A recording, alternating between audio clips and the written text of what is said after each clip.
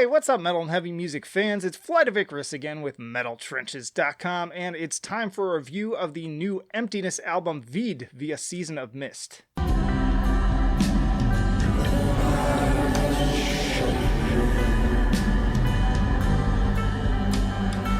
And hey, if you like to be kept up to date with the best and brightest metal bands and albums from the underground and above, then stick with me by hitting that subscribe button down below. Vide is the 6th album from the Belgium-based band and their first in 4 years. Starting out as a more or less traditional blackened death metal band in the late 90s, it wasn't until 2014's Nothing But the Hole that they really started turning heads with a sudden left turn in their sound, one that only became further apparent on 2017's appropriately titled and even more experimental Not for Music. Vide sees the band only veer further away from convention in favor of introspection and deconstruction. Translating to empty in French, this new album is defined by topical themes of claustrophobia, a journey of an infinite mind stuck into a world too small. Even recordings themselves often took place in confined spaces with production and visuals strictly limited to the band members alone. Surprisingly, these choices took place before the pandemic and subsequent quarantine, as if materialized by the band's own twisted imagination. You heard it here, folks. This album is to blame for all of the world's problems, and I couldn't wait to hear it.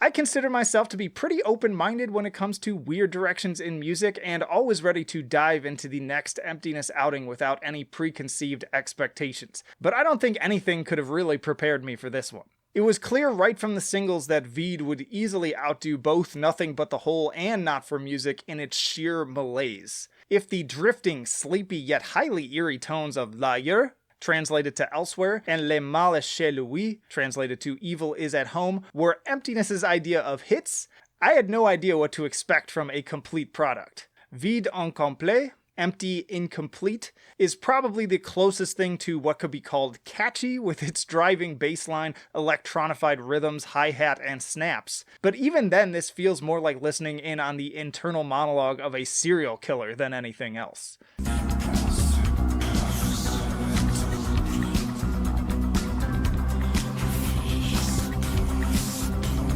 The press release contained only a single tag in terms of genre, and that was misery pop. I think that this brief description sums things up quite well. What already tenuous trace elements of metal were left from the previous outing have all but been washed away in favor of minimalist, warbly guitar tones and subtle effects distorted French vocals. The result is quite frankly one of the most uncanny things I've ever listened to. The closest experience I can think of is watching Twin Peaks. There's a certain beauty to it, but always accompanied by that lurking sense of unease. It is happening again. It's just this feeling of something not being quite right. The type of effect that Stanley Kubrick actively strove for in his most famous films. I honestly can't even tell you whether I like it or not, but I'm utterly captivated nonetheless.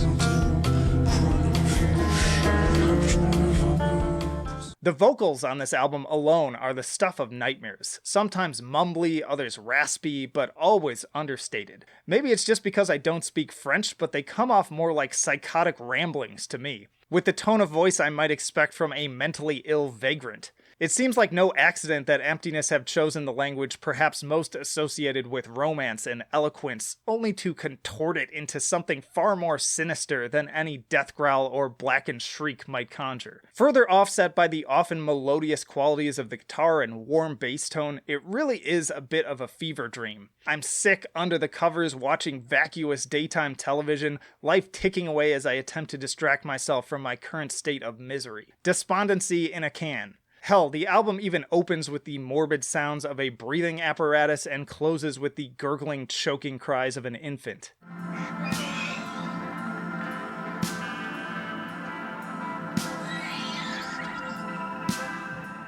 But honestly, I think my fellow reviewer Chris put it best in saying, if Emptiness gets any more abstract, they may as well be playing Sun O Drone. This is like 80s post-punk ran through a David Lynch and more abstract horror filter. If this wasn't a Silent Hill game, it'd be freaky. I don't even know how to begin to explain how eerie this otherwise bright-sounding 80s dance pop outro sounds within the larger context of the mournful plus jamais, or never again.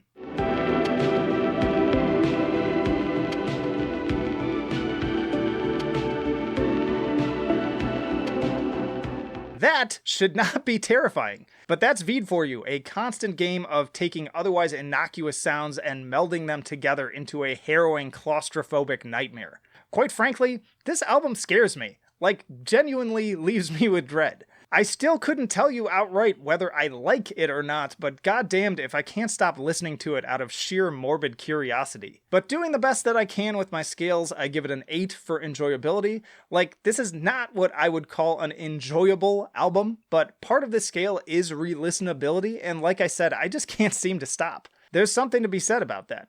Also, please help me. I give it an 8 for musicianship. Again, this is a tricky one because taken in isolation, there's not anything particularly remarkable about the instrumentation, but considered as a whole through the twisted songwriting process, I have to commend the band for basically crafting the most cursed Radiohead album never recorded. And I give it a 10 for innovation.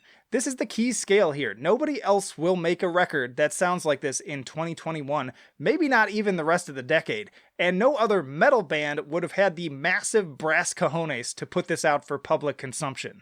It takes brass balls. Emptiness know what they want to do, they know their niche audience, and they could give a flying fuck about anything else. Even if you don't enjoy the finished product, you gotta respect that. So an 8.7 and an almost pointless summary rating of B+ for Emptiness and Vide. This album doesn't need a grade, it needs a therapist. Anyways, get it once more via Season of Mist. Y'all, thanks as always for watching, and let me know what you thought of this very bizarre album down in the comments. I want to hear your best one-sentence description of how you would explain this to somebody who hadn't heard it. And hey, stick around because I got plenty more videos coming right after this one. More full album reviews, interviews with bands on the podcast, tier lists, you name it, we've got it. So plenty of reasons to subscribe if you have not already. Also chat with us on Discord and support on Patreon. But that'll do it for now. Flight of Icarus signing off. I will see you in the trenches.